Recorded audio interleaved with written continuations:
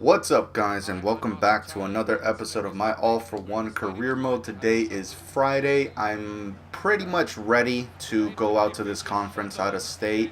I've got about six, five, let's say 4 to 6 hours to officially have to leave. So, because I'm all packed, because, I don't have to pack a lot, it's just a couple days, I'm ready to go.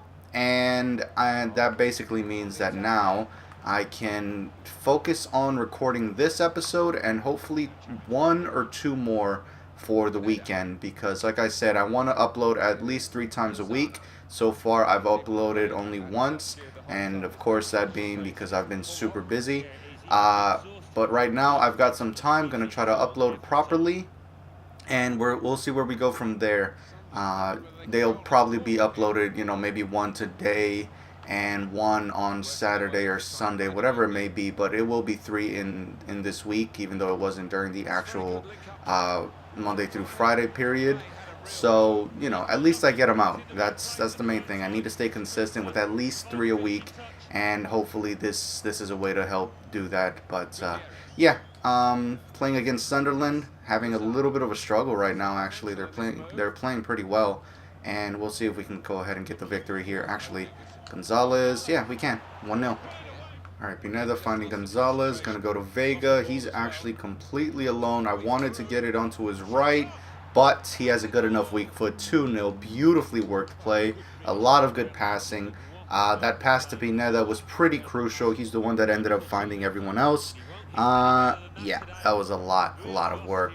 So, 2-0, and Sunderland started off as the better team without a doubt. I felt they were very effective.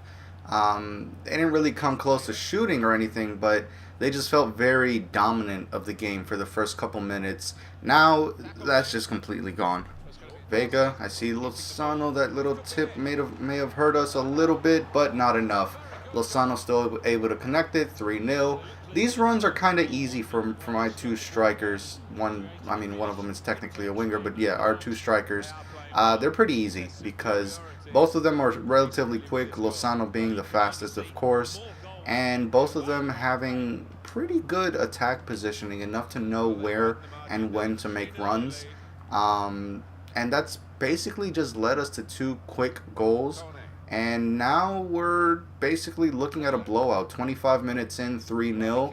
This could turn very, very ugly for them. And that's kind of a shame because, like I said, they did start off well. But yeah, these things happen. Oh, Lozano takes on a player. Vega. Okay, I don't know where Gonzalez was going, but this kind of works out. Vega onto your left. Shoot, make it 4. There it is. A little sloppy there towards the end. Lozano took on quite a few players. Wound up on the right side of the field. And then, yeah, Gonzalez, he kind of followed Lozano in his run. That was really, really bad. Don't really like seeing that at all, but it works out, thankfully. Gonzalez even gets the assist. But yeah, like I said, that run was just so bad that it really could have just ruined the whole counterattack. But thankfully, we did pull off another goal. 4-0 before halftime. Not bad. Okay, so halftime, 4-0. I could probably go for another 4, but is it really necessary to just embarrass this team even more? I don't think so. Lopez going to come on for Gonzalez.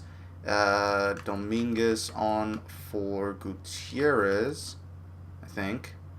And I'm thinking one of these guys. 18,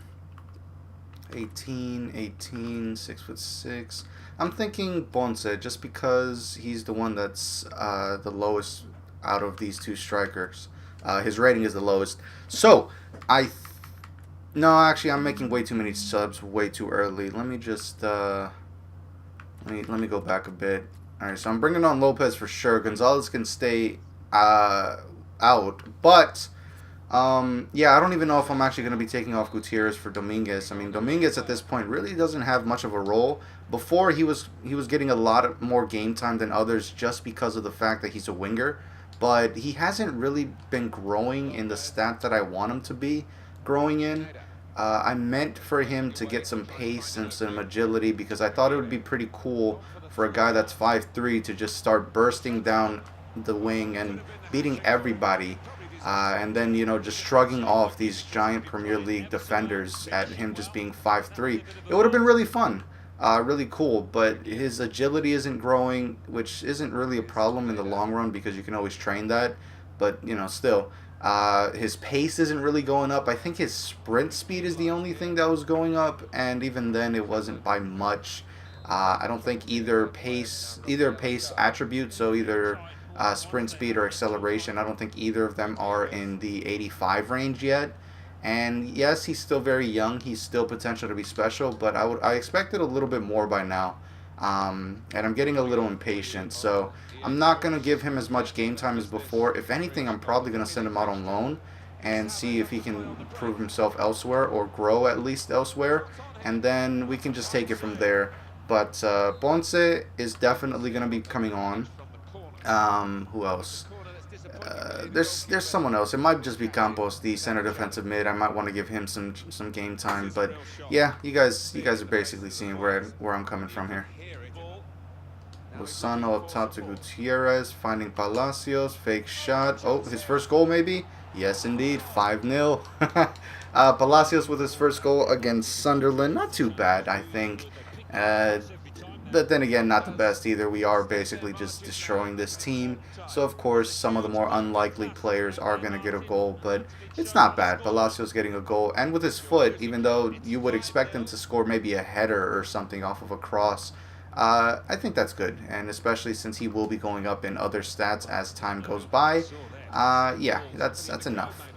Pizarro to Gutierrez. Up top to Lozano. 72nd minute. I probably should have made some changes already. Pizarro to Lopez. Vega, finesse. Oh, I thought that would have gone in. Alright, a little bit late. Well, later than what I would have liked. So we're going to bring on Ponce now. Like I said, we're not playing Dominguez. I guess we will play Miranda instead. He's the one that we've been using here the most. Gutierrez can be the one to step out. Pineda, actually, no, Pineda's tired. Is this how I want to run it? Yeah, this is fine. Okay, so yeah, Dominguez not really going to get as much game time anymore, but I'll probably just send him out on loan. He is still potential to be special, so he has some form of a future here. I just don't know where, because if his pace and agility don't go up the way I want, he just can't really play the role that I would have wanted him to play. And if anything, he's probably going to have to go in the midfield, but where? Oh, okay. I would have liked to get at least one goal with Ponce. Unfortunately, it didn't work out that way. But Sunderland, pretty much disposed of completely. They started off really well, did not last very long. It lasted up until the 12th minute. Then a goal by Vega, then a goal Lozano, then Vega again, and it was just bad. I don't even know what to say to that. Sunderland only had one shot. That was probably, again, in the first 12 minutes of the game. We've got 12 with 8 on target. Man of the match, probably Vega. No, Gutierrez. Okay. Near perfect game by the guy. All right, I'll give it to him. Even though Vega got 2 goals and an assist and also near perfect game. But these ratings are really starting to confuse me. Whatever. Yeah, 5-0 victory over Sunderland. Very, very good game for us. And from here, I don't know who we play, but hopefully, at least it's more of a challenge. Okay, so on to the EuroLeague we go. We're going to face off against Trabzonspor, whatever, this team. Yeah, I'm not really sure where to put Dominguez. I'm going back to this, by the way. So what I've decided to do is to try him out as an attacking mid for the start of this game. Eventually, I will be taking him off and putting him, putting Lopez in for him, just to get me situated with Dominguez. Again, if he's not going to be playing on the wing, because I don't really have many spots on the wing for him to play in, he can't really play in the midfield. He's just too short. His stats don't really reflect that of a center mid.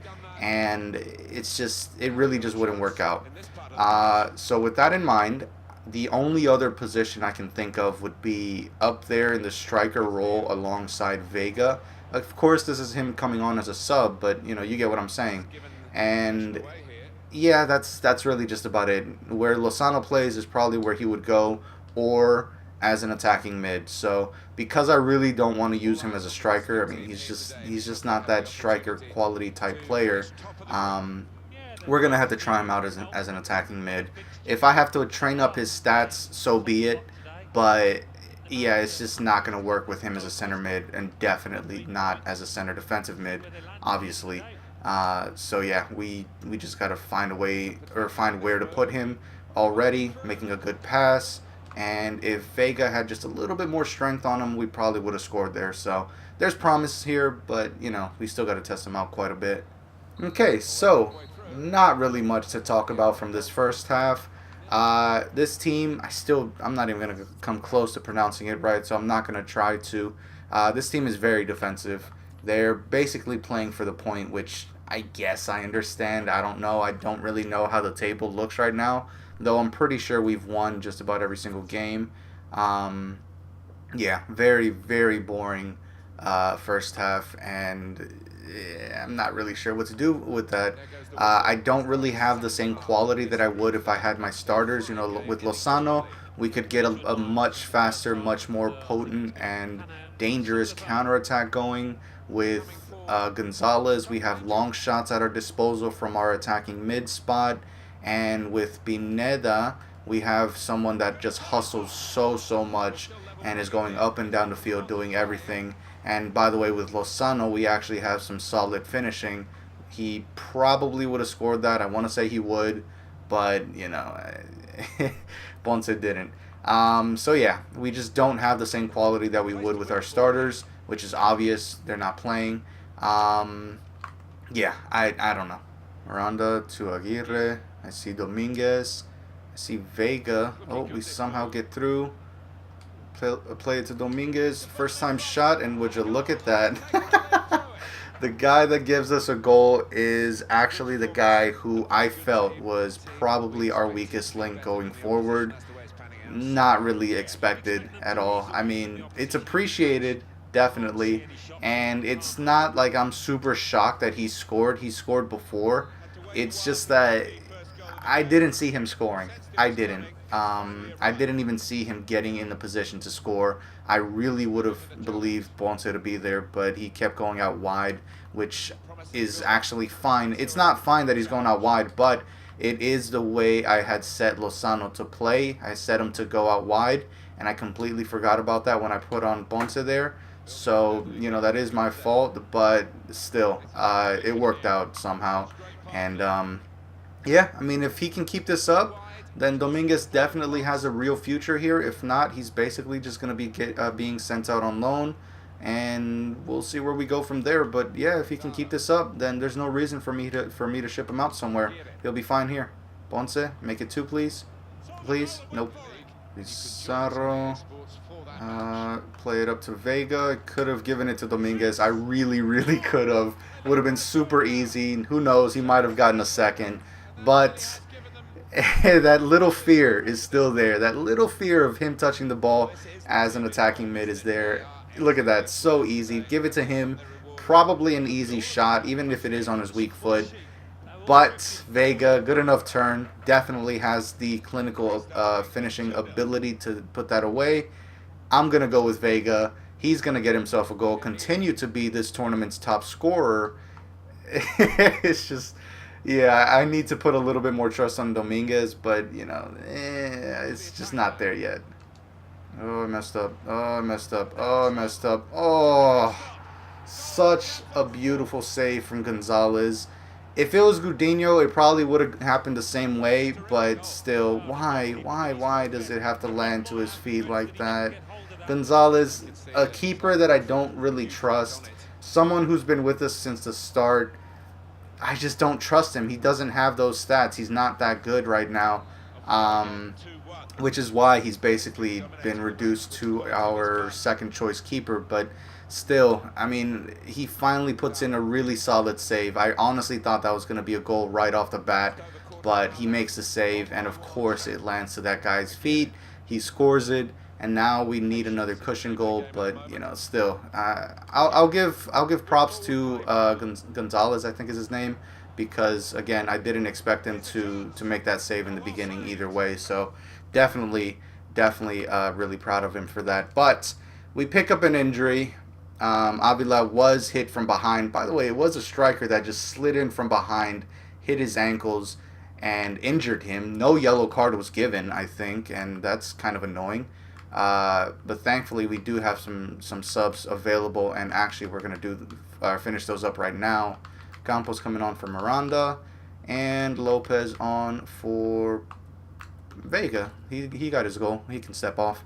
Yeah, really annoyed because Avila is actually one of my favorite center backs right now. Whoops. Yeah, he's really fun to use. His height, his aggression, everything about him just speaks to his character, to his abilities, and it's really fun using him. One of my favorite youth academy prospects to date, and that's saying a lot because I have quite a bit that I've promoted from the academy and have either released or shipped out on loan or sold or whatever. Oh wow. So yeah, it's kind of a shame that he's injured. Hopefully he's not out for long, and hopefully Ponce can score this. He almost missed. That was way too much power. I didn't expect it to, go off that strong, but whatever. He gives us our cushion goal. And now I think we're good. This should guarantee us a victory. It's pretty late in the game. We've got our subs on. Yeah, we should have won by now. I think we won. All right, Campos coming on, doing some work already. Play this forward. Pizarro. Come on. Wait on somebody up here. Dominguez. We're just going to take it with him. I would have gone to Lopez, but the guy just seems so lazy, and Dominguez misses. And this is exactly what I meant. This is why I don't want to play him as a striker. Yes, we can always just work on his finishing. Yes, we can always just work on everything that would be necessary for him to be a striker. But I just can't. I can't trust him for some reason, and he just keeps proving me right. Okay, so learned quite a bit from this game. First things first, the EuroLeague, there's so many teams that are defensive. I'm not surprised, but you just wish to see some different things every now and again. Who was it? What was his name? Dominguez. As an attacking mid, he's got decent passing. He's got decent movement, decent positioning. But when it comes to finishing, I am so afraid of him even touching the ball when it comes to a shot. And look at that, man of the match. So that's basically why I would prefer him as an attacking mid over him being a striker, or wherever Lozano plays, which is technically left striker, but he does go out wide more. You guys get what I'm saying. He just doesn't have that finishing ability, so he cannot be a striker. He had one really good chance late in the game to make it 4. He missed. He was completely alone. He missed. That's not okay. That's not what you would want from someone who you're debating about whether or not playing as a striker. So because of that, I think the attacking mid spot is his best place, and Lopez can then be shifted a little bit further forward. He's got the pace. He's got sort of the finishing. He scores decently well. I mean, I'm not super confident in his finishing ability, but I am confident in the fact that he should score them. He should score opportunities. And then we've got Ponce, who's playing really well, even though he's only 60 rated. I mean, there's just so much to this team that you really need to pick up on while you're playing, and it's hard for me to translate that to you guys once the games are over, since you guys really only see highlights.